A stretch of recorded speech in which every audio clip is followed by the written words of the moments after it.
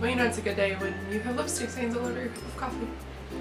Decided to try a bold lip today and I'm feeling a little sassy.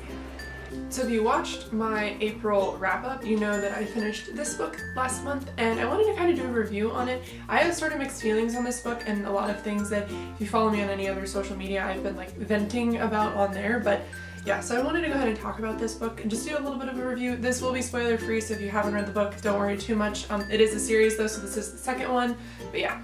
So this book was actually recommended to me by my best friend, or this series was, and her and I are reading them together. Like I said, I just recently finished this in April, so it is all still fresh in my mind. But the thing that really pulled me into this book when she recommended it were actually the covers. I think they're really, really cool, so I'll give it points for that. I think that the covers are really awesome. I think that they were designed really well. So when it comes to things that really pulled me in, it would have to be that. And they always have these really cool like taglines, like this one says kneel or bleed, and I believe the other one said anyone can betray anyone or anyone can lie to anyone. I can't remember right off the top of my head. But yeah, so when it comes to why I decided to read these, not only from a recommendation from my best friend, but also because I thought the covers were really cool and I thought the content would be really great. So if you aren't familiar with the series or you haven't read any of these books, the story is centered around a character named Mare, and she is what we call a red, or she's a red-blooded person. She doesn't have any magic. And then in the world there are also silvers, which are people who do have magic. Now, we find out in the first book that she actually does in fact have magic despite having red blood. So I thought that was really cool, and that theme kind of continues on into this one. This book particularly is about her trying to find more people like her, trying to find people who have red blood that also have sort of powers and magic that she does. Now, like I said, most people are silver-blooded that have magic and the reds do not, and you find more and more characters in this book that do, and that is the first thing that I really enjoyed about it. I liked learning all about the different types of powers that people have.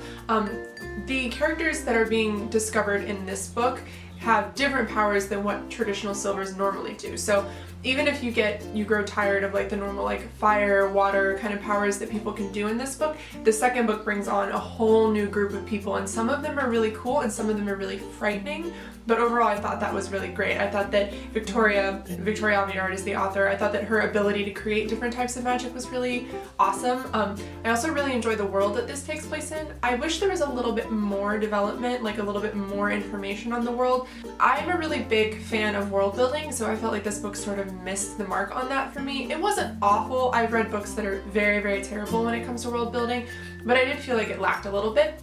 But despite that, I did still enjoy the world that this takes place in. It's sort of a, it kind of reminds me of post-apocalyptic for some reason. That's what pops into my head and I don't know why. Because there's obviously like castles and things like that in this book and really rich, abundant places in the world that they live in. And then there are slums, which are basically just like hovels that people live in, and I really liked that. It is a little more steampunk, I guess is how I would describe it. I did really enjoy the world as well. Now, moving into like characters, that's another thing that I enjoyed about this book. I really liked the characters. Now, Mare isn't terrible when it comes to main characters. I'll get into that later. I mean, overall I did enjoy her, but I thoroughly enjoyed Cal is one of my favorite characters. He is essentially the prince of this nation that they live in, and I won't go too much into why he's with them because I don't want to give away the story. There's another character in this book who I'm not going to name just because it would give away a lot of what happens in the story, but I thoroughly enjoyed them as well. There is a character named Keylorn who is Mare's best friend. They've been friends since they were little. I really enjoyed his character as well. I thought that the development between, especially those two characters in this book, were really well paced. You know, especially when it comes to those two characters, I thought their evolution was really interesting and I thought it was really great. I liked listening to Cal kind of have this internal struggle about what he's doing, and Keylorn he starts off the book a little more haughty and kind of just like he really wants to just get things done, and in the later parts of the book he sort of mellows out and kind of takes things in and sort of becomes like a shoulder for Mare to lean on, and I really enjoyed that. So definitely characters. Characters are really, really big for me in this book. So also when it comes to the book, I really like Cal and Keylorn's relationship. Now, it is a little bit strained, it is a little bit hit or miss with each other, but I still really enjoyed reading about that as well. Now, moving into things that I didn't like about the book, or things that sort of bugged me. Now, like I said, overall I did enjoy it, but there are a couple of things that sort of got to me. Now, the biggest one that really upset me is like the love triangles that happen in these books. And now that's, like I said, it's kind of a running theme. It is a YA book, so it's sort of expected. But there are 3 different people who are interested in our main character, and those kind of themes really bug me. If you watched my chit chat about tropes that I really dislike, that was one of them, and this was the book that I was addressing that had that. it just really gets to me. Like, the whole book she's trying to figure out, oh, do I like this person, do I like this person, yada yada yada. And I feel like if you know, like if you like somebody, you like somebody. Like if you love somebody, because that was kind of the question here, is who she loved, you would just know and you would just do it. You would just, you know, just commit to the person or just let them know how you feel. And so that kind of upset me. I didn't really like it was pretty much brought up in every single chapter, and it was really annoying, and it just kind of puts dampers on books for me when things like that happen. I'm not a fan of the love triangle, love square, whatever you want to call it trope.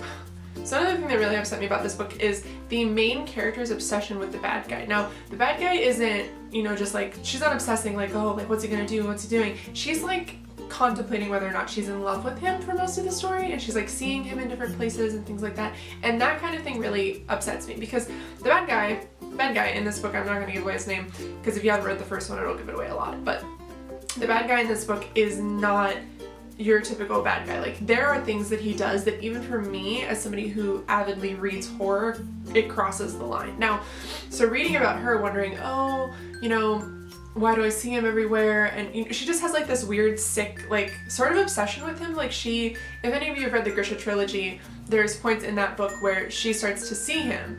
And in this book, that starts to happen with Mare. She starts wondering like where the boy is that she used to love and things like that. And she starts, you know, having dreams about him and stuff. And I just thought that was really awkward and slightly inappropriate.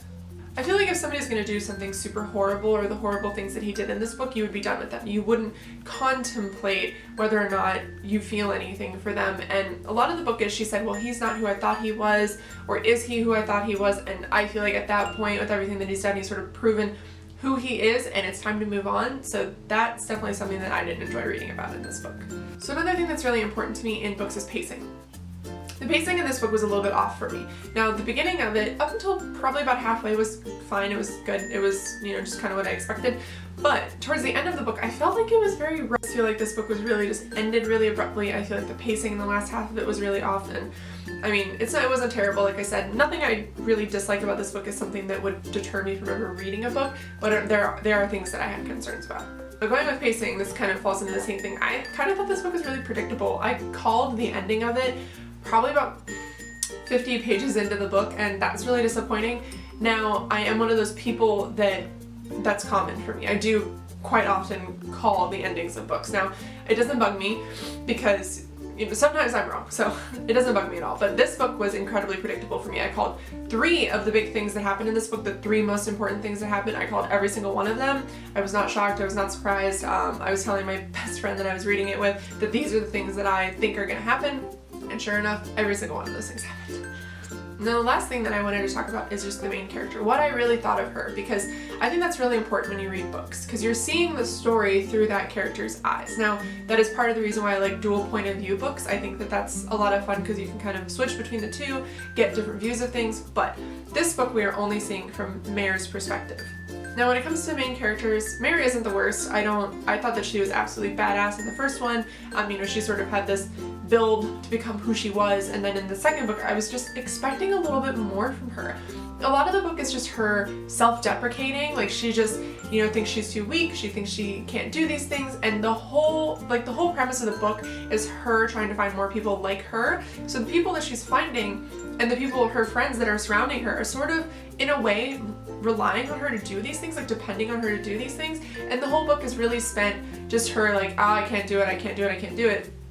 And what gets to me is I'm okay with that kind of like self-deprecating like view of things, but I want it to evolve. I want it to turn into something, and I don't feel like it turned into anything. I feel like it was really confusing, because at times she was like, I know who I am and I know what I'm gonna do, and then other times she was just like, I'm weak and I can't do these things. And I wanted more, like, if you're gonna go from self-deprecating to yes, I can handle this and yes, I can do this, which I never thought it got to, I didn't like the back and forth. Like, it wasn't an evolution of the character, it was like wishy-washy. And I feel like that makes for really weak characters, and it is why I think my favorite characters out of the book were my supporting characters like Cal and Keelern and, you know, characters like that. Like, it's unfortunate to feel that way, but I liked her development a lot more in the first book than I did in the second one. I thought the second one was sort of just a pity party for her, and even though I understand where she's coming from, there were a lot of times when she said, you know, I gotta pick myself up and I gotta take care of this and I've gotta do it, and she never really does, and that actually kind of upset me.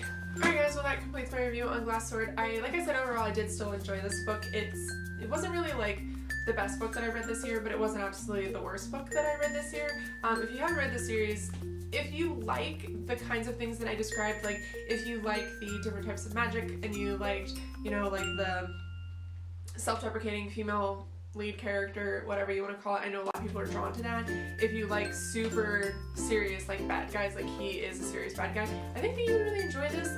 But if you're a big fan of pacing, if you're a huge fan of world building, I wouldn't suggest this. I don't think that it's going to appeal to that many, you know, like people who are really fans of those things. I don't think it'll appeal to them.